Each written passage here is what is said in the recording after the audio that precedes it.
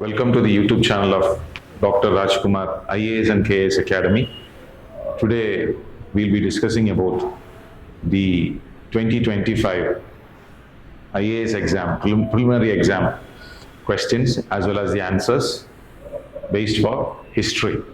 I'm Advocate Manoj Madhav and I am handling history for the institute, and we'll be discussing the same between each other. And when we come into the questions, let's be direct about it. When we come into the questions, we have very well understood this year. Questions were pretty direct. There was no any kind of fuss about a twisted question or any kind of unnecessary areas were asked or something. They were very beautifully elaborate. I'm saying about UPSC. UPSC was very beautifully elaborate in the idea. They have asked from almost every area, ancient, medieval, modern, art and culture. So everywhere they can touch, they have touched. And those topics which they were in love with in the maybe like 25 years, 30 years or so, like Buddhism and Jainism, was not touched. Instead, they have gone into new areas because in a few years we have been seeing the trend change. So new areas like, say, Vedic age, that has been given importance, and more highlight into which one? Ancient as well as modern is given. Art and culture, unfortunate, we can say, hardly 2 questions this year. See, that doesn't mean that next year they can repeat the same. UPSC do follow a pattern. I mean, like if they put forward a pattern, they follow it for somewhat like 2 or 3 years. See, these are generally trends which are seen. I am just trying to make you realize these are what happens around. It's not at all in any understanding that this will be the exact trend that will follow next year. Please do not take my words in a different sense. I'm just explaining what came in this year. They have elaborately asked direct questions. And when I checked the other questions of the question paper as well, be it in geography, economy, polity, very direct questions have come. So let us assume, because direct questions, it was a moderate paper, we can assume that cutoff will be high. It won't be as low as last year. So please brace yourself. We will deal with the questions of history, and to be precise, there are around 13 questions which are asked. From history, when you see the question itself, we'll understand, yes, this is history. But in total, 15 have come, which has some kind of polity involved or geography involved in the same. Because without economy, there is no any other subject for any exam, let's say UPSC. Because economy is what made you prepare for the exam or you do anything in life. First thing is money. For money only, or resource. For resource only, man has moved around. He went through geography, he climbed through geography, or he conquered geography, and he established a law that is polity. And when he succeeded or he lost, that is what we are history. So these 4 topics, any exam you go, this is going to be there. It is a must. So any general knowledge related exam that you are going through, these 4 topics will be there. And UPSC also, mostly 60% of UPSC is covered by these 4 pillar topics. Okay, now we have done most damages to environment. Environment is also coming in. If you have 5 pillar subjects. During my time when I used to write exam, there never used to be any importance given that much for environment. But nowadays it is very so.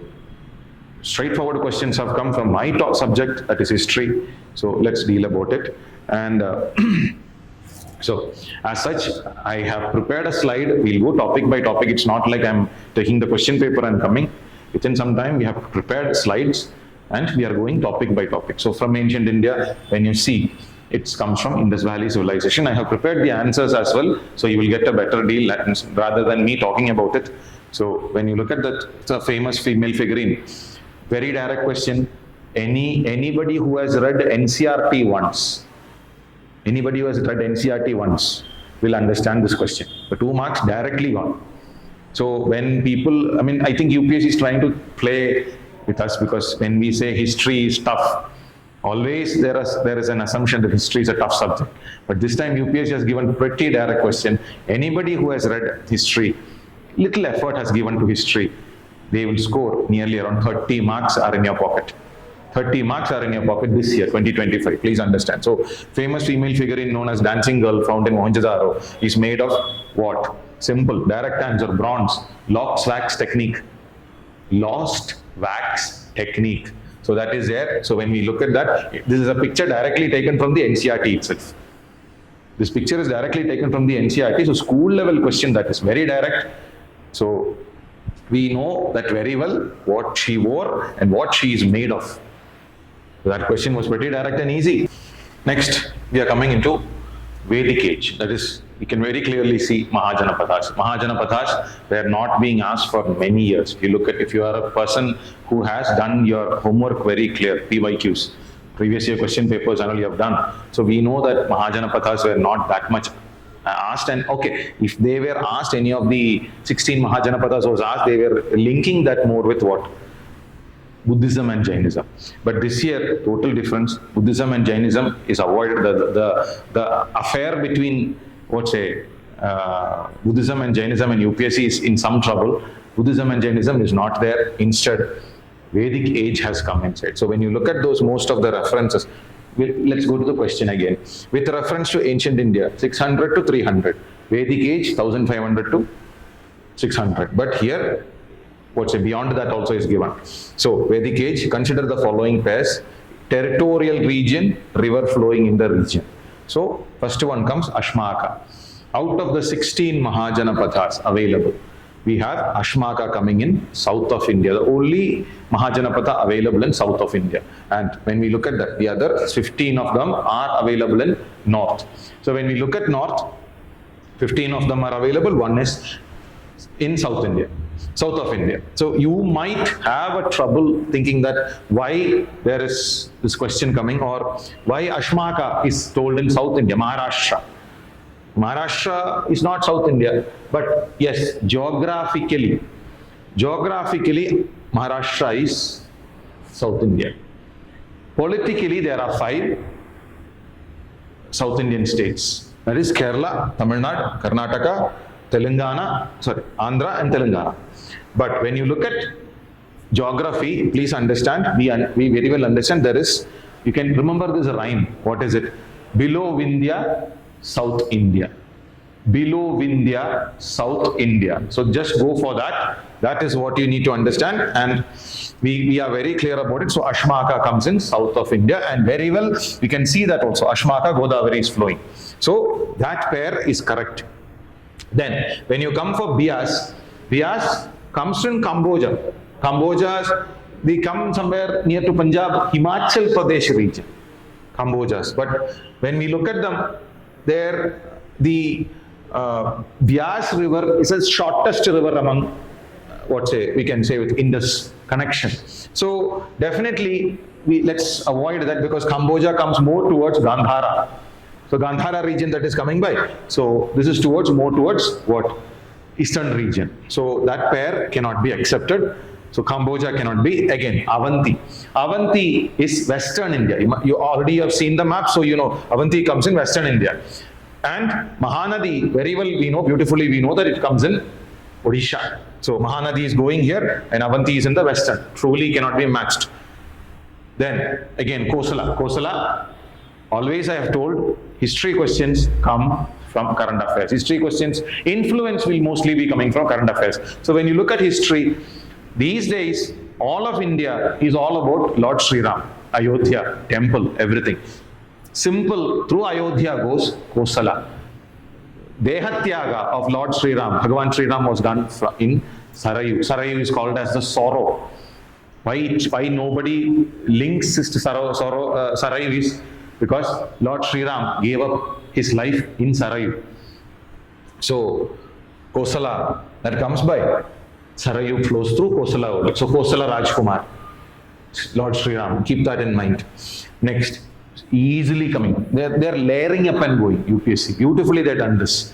This is how an exam should be. Okay, UPSC can choose, but as far I'm concerned, as a lover of history, So Mauryan administration that comes by. Mauryan administration, very beautifully said. Ashokan inscription suggests that the Pradeshika, the Rajuka and the Yukta were important officers at what all levels? So village level, district level, provincial level, level of central administration, not at all central administration.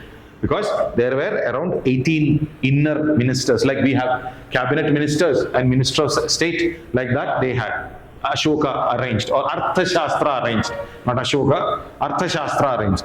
Then, so we can say Pradeshika was at the provincial level, and Rajuka kind of like modern day district collector.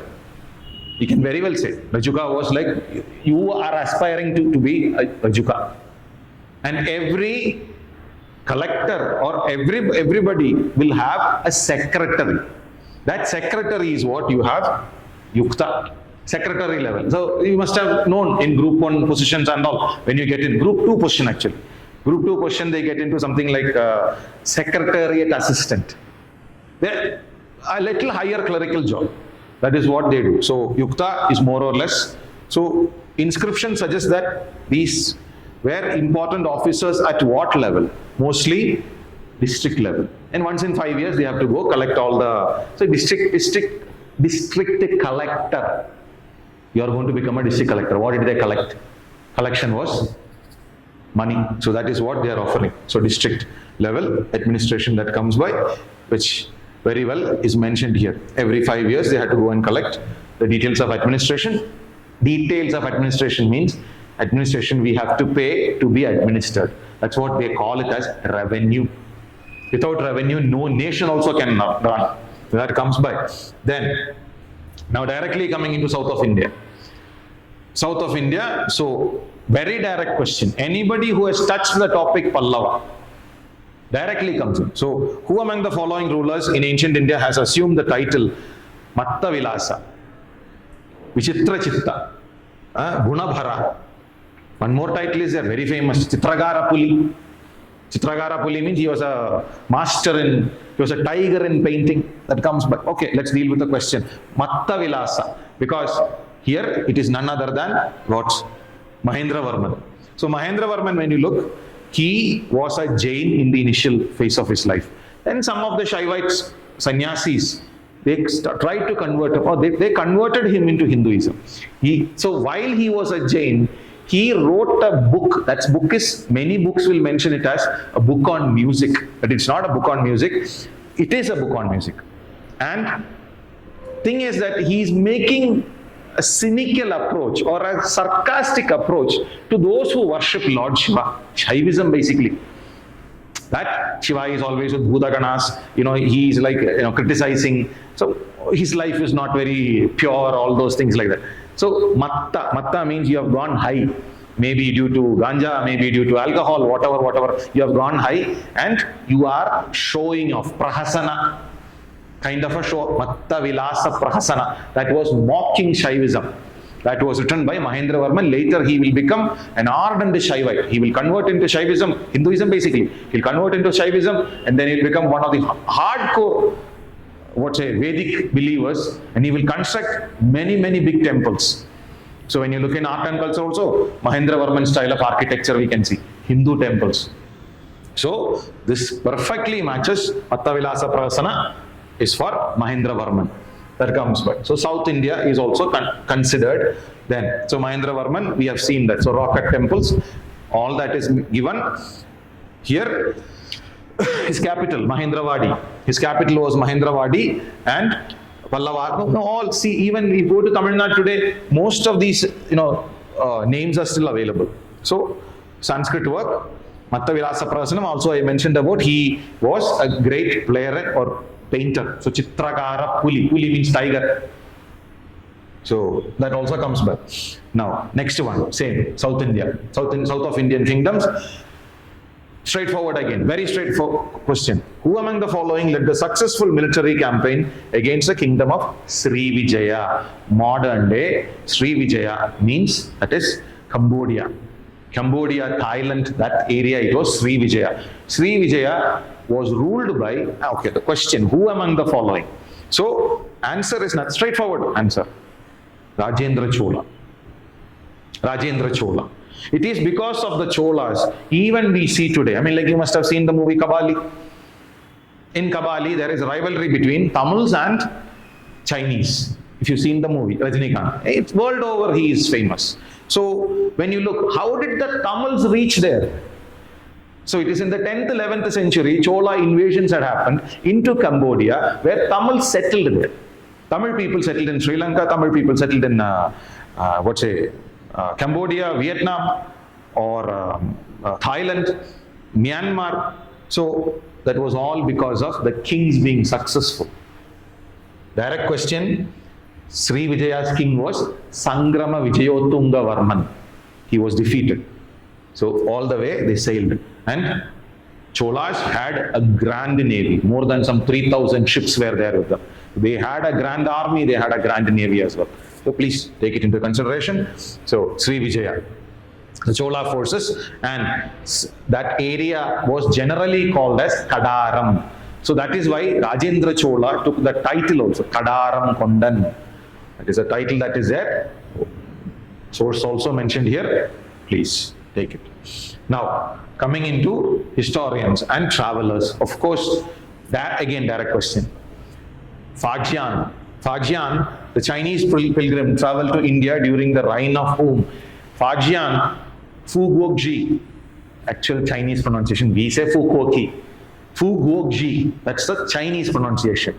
We can say book name, Fukuoki.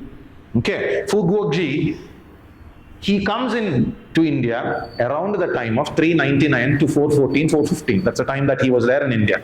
If you look at the ruler, because in Fuguokji, he does not mention the king's name. So how we understand is, the person has come during what time? Whose reign? Luckily for us, it was only one king. And he is one of the best kings that we have seen in Gupta period. None other than who? Chandragupta II. Chandragupta II, another title, Chandragupta Vikramaditya. The hero of Vikram Vedal. Now you will never forget. Keep that in. So, very direct question, no doubts about it. That comes back. So, the irrigation device was called as Aragattai. Aragatta. Gatta means what? Simple. So, direct question again. It is a repeated question. Anybody who has done PYQ, done your homework, close your eyes and you will go. What comes by? So, a large wheel with earthen pots tied to the outer ends of its spokes. So, when you turn, the pot will go down, it will collect water and come and throw it into the field or something like that. In later on, it's a very ancient Indian technique. But later on, it was more perfected by after the sultans and the Mughals coming in. We call it the Persian wheel. In English, we call it Persian wheel. In ancient Sanskrit, this is called as Aragatta. Tamil, it calls Aragattai. So, South India, it is Aragattai. So, Sanskrit word it is Ghatta, which is pot. That comes back. So, the picture you can see here, the rim of the wheel, this was done by, so very ancient technique it was. So, hope you understood. So, repeated question, no doubts about it. Who has done their work seriously? 30 marks, just like that in the pocket. History has not cheated this time. That is beautifully available there. Art and culture. I told you, 2 or 3 questions only have come. Out of the 15, most are direct history questions. Usually art and culture will be more. After the introduction of a separate topic as art and culture, there used to be more art and culture questions and less direct history question. This year, just the opposite they went. So anyway, that doesn't mean that next year they can only do the same. Please do not, how we are studying, give importance to all the topics which is mentioned in the syllabus. The first Gandharva Mahavidyalaya, a music training school, was set up in 1901 by Vishnu Digambar Paluskar. This is where you generally go confused. Why confusion comes is, whenever we look at music was more towards, instrumental was more towards, schools were more towards the UP, Bihar region. So directly where there are chances of Delhi, Gwalior and Ujjain. But unfortunately the answer is wrong. Lahore. Lahore is the right answer, so please go for it. Gandharva Mahavidyalaya of Vishnu Digambar Paluskar was in Lahore. When everybody, so we will try to know where the concentration of music was. It's UP, Bihar, and Delhi. So naturally, Delhi is far. Gwalior also comes very near. So that Gharanas and all, when you talk about them, then immediately we'll have an idea, okay, this is where naturally we'll go. But very tricky question. Lahore becomes a moderate question. This is not too tough, not too easy also. Like the previous questions, what all we saw was pretty straightforward. There comes by. So set up in Lahore in 1901. So that is it. So he came from the Bombay presidency also. So that is why it was easier for him to go more towards what? The Lahore region. That is it. Anyway, so that comes by. Now, again, medieval India. Medieval India, advent of Europeans. So no part is, this is how an exam, this beautiful beauty of exam. This is how an exam should be. Like you test every area. I mean, this year's question paper is beautifully, I love it beautifully. So anyway, let us take the difference. This mainly, if you are little lenient towards the beginning of world history, because when Europeans start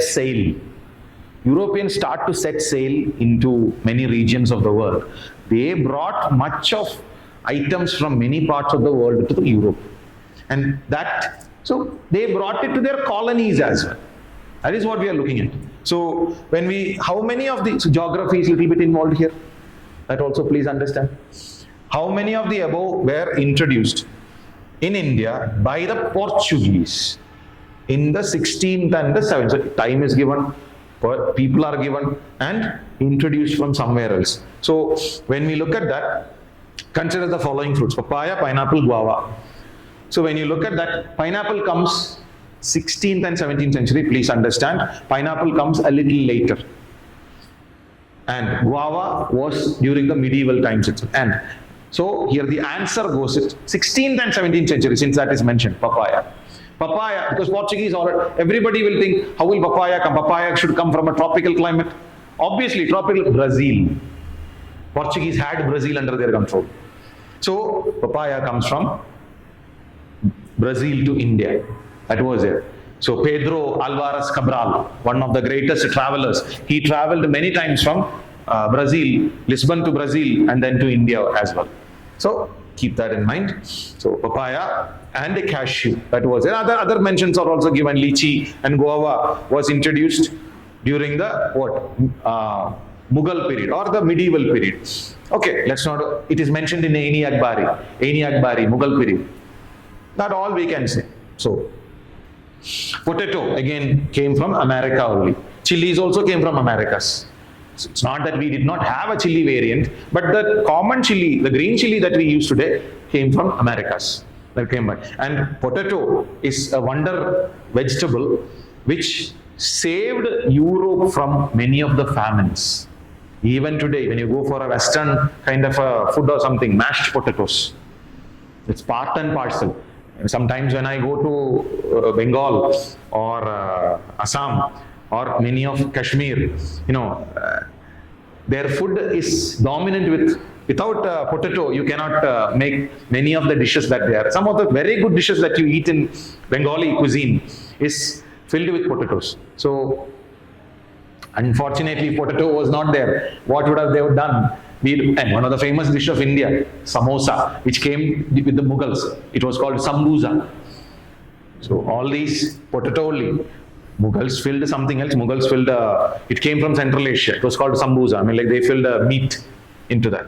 But we Indians, we make it vegetarian. So potato became the filler. Anyway, again, coming into early modern India, socio-religious movements. Again, Raja Ram Mohan Roy, when he comes, so the statement, he possessed great love and respect for the traditional philosophical system of India, of the East. East is India. Oriental. We call it Oriental. British books, when you read, it is called Oriental side. Western side is always called as Occidental. East is Orient, West is Occident. They have asked from the East. Yes, he was a lover of Eastern philosophy. He learned well Eastern philosophy, that is there. Very open-minded he was. He desired his countrymen to accept the rational and the scientific approach and the principle of human dignity and social equality of all men and women. Very direct statement that is, because once you get too much of education, when you are educated, you will go for all these things. You will not be that, timid-minded or narrow-minded or something like. You will definitely go for all these things. That principles of human dignity and social equality of all men and women. So equality among men and women in all cases. So we can say both statements are correct. So that comes by 1 and 2. Both 1 and 2 are correct in that state. So you can see the solutions here. So little more details I have added in this. So when I have added, you can say Sati. Okay. Sati, in a way, see, he went for taking women, but see, when it personally happened to him, if you try to look at the other side, when it personally happened to him only, he went out, because his sister-in-law, who was like a mother to him, she was thrown into the funeral pyre of her husband, his elder brother. So his mother died when he was very young. So personally, when it happened to him only, he started all this. But of course, still better late than never. He did it. That is what we are accepting. So coming into modern India again, non-cooperation movement. So let's look at the question. Consider the following statements in respect of non-cooperation movement. The Congress declared the attainment of Swaraj by all legitimate and peaceful means to be its objective. Yes, Mahatma Gandhi, non-cooperation movement. So whatever Mahatma Gandhi says, only Congress is going to follow. And we know that non-cooperation movement, most of the youngsters who were kind of like revolutionaries, they also was kind of attracted to the personality that is Mahatma Gandhi. He has come from Africa, he's a new face, he's like dealing the concept of we can say that he's absorbing the idea of peace, any peaceful kind of movement. So Isavasyamidam Sarvam, those kind of ideologies also he's telling. So most of the revolutionaries, extremists, all were attracted towards Mahatma Gandhi.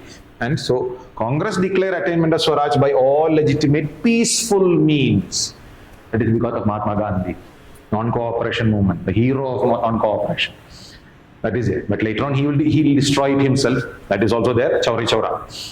Okay. Second point. So first point is accepted. It was to be implemented in stages with civil disobedience and non-payment of taxes for the next stage. Only if Swaraj did not come within a year and the government resorted to repression. Obviously, you do that now also. You try to resist the government of India. What will the government do? They will repress you. So Gandhiji already knew it. Congress already knew it. This is going to happen. So that's why they're keeping a statement like this. And stages. First was non-cooperation. This is the first stage. We will not cooperate with the government. And second stage was what? Civil disobedience. Every movement, peaceful movements will happen like that only. We will not cooperate. And cooperation, non-cooperation is something else. Disobedience is something else. Should understand the difference between that. So first stage is non-cooperation. Second stage is civil disobedience. What is civil? You are not going to pay taxes. You are not going to pay, payment of tax. I mentioned earlier, every government needs revenue. You are district collector. IAS, IPS, those who write, you want to be district collector. Collector means what? Why are you collecting something? Collection. It was Indian Civil Service. Those who came to collect revenue. First, when the Indian Civil Service was introduced, people came to collect revenue. There is Gandhiji striking what? Sweet spot on the zone, non-payment of taxes. We will not pay taxes. So, for the next stage only, if Swaraj did not come within a year, obviously, government is going to suppress, and within 1 year, they know it's not going to happen. That's why the statement is also given. So, when we look at that, both statements are Consider the following statements in respect of non-cooperation movement. Both are right. So we can go for what 1 and 2. That comes by then. So solution is C. You can very well understand. I have explained the theme. You can pause the video and get the knowledge about what is written. So that comes by. Again, same question from non-co. Mahatma Gandhi is highlighted. Understand, modern India, either company, you look at the recent trends these days. Company is highlighted, Mahatma Gandhi is highlighted. Or some particular personalities who is related with the government. You take it as a joke, okay, anybody who is following. But let us understand the trend of the exam. So here, consider the following subjects with regard to non-cooperation program. Okay, how many of the above were parts of non-cooperation program? That is it. Boycott of law courts and foreign clothes, boycott of British goods. So that's pretty well part of non-cooperation that came by. Then observance of strict non-violence. Just now we said Mahatma Gandhi, the new hero, the new character attracted to the personality. The revolutionaries and extremists came behind Mahatma Gandhi. Mahatma Gandhi said ahimsa. Ahimsa, the idea was very much taken from the very philosophy, Isa Vasyamidam Saram, God is everywhere, treat everybody equally. So no kind of violence to be done. That is Mahatma Gandhi's famous philosophy that comes by. Then retention of titles and honors without using them in public. That has some trouble here because Mahatma Gandhi never said anything like that. Retention of what British gave you, keep to yourself, and then when you want to use them in public, then that's a double standard. So Mahatma Gandhi did not allow that, so that is not part. Establishment of panchayats and settling disputes. Obviously, first point's repetition is the fourth point. Very well you can understand boycott of law courts. When you boycott courts, when you're trying to go away from a system, still you need a system, right? So disputes will come. How will you settle the disputes? When you don't have the established system, when you don't accept the established system, you need something to replace it. That replacement is what? Panchayat system for settling disputes coming by. So here the answer, how many of the above were part of non-cooperation? Part of non-cooperation means first one is okay, second one is okay, fourth one is okay. Not part is the third one. So 1, 2 and 4. Only 3. Only 3 is the answer that comes by. So we know that. Again, Mahatma Gandhiji, what all he did. Same like I said, you can pause the video and then get the explanation as well. Movement again, Mahatma Gandhi. Mahatma Gandhi. So when you look at that, again, sedition has become my religion. Means I am against the government. I am against whatever the rule in the country is. Was a famous statement given by Gandhiji at that time. Of which one? Direct question. You have read what's a textbook. Comes very much. Publicly violating salt law at Dandi Yatra. Mahatma Gandhi walks all the way from Sadbarmati Ashram, goes to Dandi. He takes a handful of earth and salt because British law imposed salt tax. So he took the salt in his hand and what did he do? Held it up, said, I am shaking the very foundations of the British Empire. Another statement can be asked for exam. Just telling that I am shaking the very foundations of British Empire. That statement is connected with this. Then he said, sedition has become my religion. So please understand, it's a very long sentence. We have taken only a part of it. So what comes by? Direct answer, Dandi. At the age of 60, 61, you and I cannot march nearly 300 kilometers. That man did. We are all with six packs and muscular gym, everything. Can we walk? No, that man did. So, again, the same salt law. And again, why did the British introduce, one more thing, we can say that, why did the British introduce salt? Salt is needed by everybody in the world. Without salt, we'll die. So if you tax the salt, you are taxing the very poorest of the poorest of the poorest of the poor whom. They also need salt. That is what British wanted. That is why salt satyagraha came out so, feverishly, can be said. So coming by, next again from civil disobedience. So that comes. So subsequent to which of the following events Gandhiji, who consistently opposed untouchability and appealed for its eradication from all spheres, decided to include the upliftment of Harijana, comes to Kerala, calls the downtrodden people of Hari. That time no name Dalits. Harijana he called. So Harijanas in the political and the social program. Very simple, very straightforward. Use a little bit of brain, you know that very well. Because untouchability, Harijana, all these are against who? Dr. B.R. Ambedkar. Dr. B.R. Ambedkar, Roundtable Conference, when he goes, McDonnell Award and resistance to McDonnell Award. Because who belongs to the best caste? They will give an award. Who is the best Hindu? Who is the best Musalman? Who is the best Shudra? Who is the best Brahmana? Like that they planned. McDonnell Award. For that, even Dr. B.R. Ambedkar was okay, but Mahatma Gandhi said, over my dead body. He started fasting unto death. No other go. They had to telephone, that time, trunk call and all. They had to telephone to England and said, stop this idiocy, stop this stupidity. If Mahatma Gandhi, something happens to Mahatma Gandhi, situation in India will completely differ. There are videos available. Do watch. There are videos available in YouTube where Dr. B.R. Ambedkar's video, where he vehemently objects whatever Mahatma Gandhi did. So, some kind of agreement between Mahatma Gandhi and Dr. B.R. Ambedkar comes in. Pune Pact. Very direct question, little bit tricky. But if you have read, if you have done your homework, this is straightforward answer. Struggle for independence. India's struggle for independence. If you have read Bipin Chandra, this answer can be availed from there. So, one more thing that I loved about UPSC this time, when you look at the questions, very direct questions are there, but they are making the students try to read more.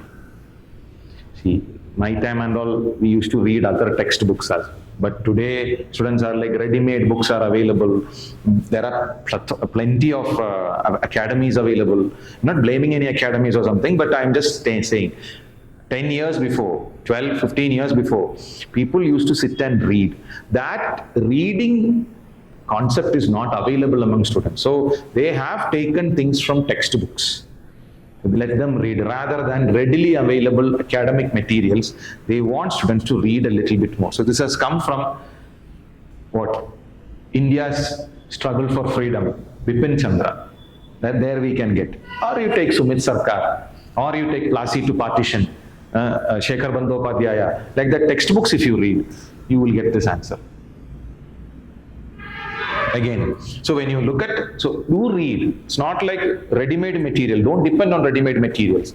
You should develop a habit of, if you're a serious aspirant, reading I'm saying, not studying. How do you read a novel? You just keep on going, right? You read the textbook. That's all. The book you should read. How you read a newspaper? Casually read the book. That's all. So many things will strike in you. Don't say that you don't have time. We all have time. We all have 24 hours. It's all a matter of priority. That comes back. And serious aspirants will do that. So, question coming, who provided legal defense to the people arrested in aftermath of Chauri Chora? So again, lawyers. Lawyers are, so we always joke around. I am also a lawyer. So we lawyers joke around saying that the lawyers who does not practice well, they rule the world. You look at all the, leaders in freedom struggle, even today, most of them are lawyers only.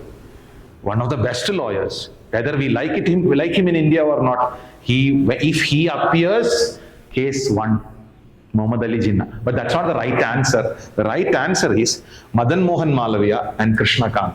For this question, 15th question, who provided legal defense to the people arrested in aftermath of Chauri Chora? B. Madan Mohan Malaviya and Krishna Kant. Okay. Nehru, Jawaharlal Nehru was a lawyer, Mahatma Gandhi was a lawyer, advocate. Okay, so everybody was. So for our 15th question, it is B.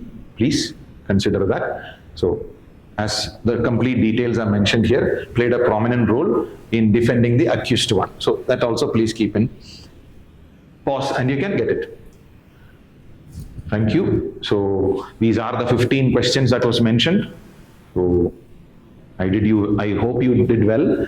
In another maybe 1 month or so, result will come. I wish you good luck. And I think I have done justice with the questions in history. In my name and the name of Dr. Rajkumar Academy, I wish you all the best. God bless. Godspeed. Take care.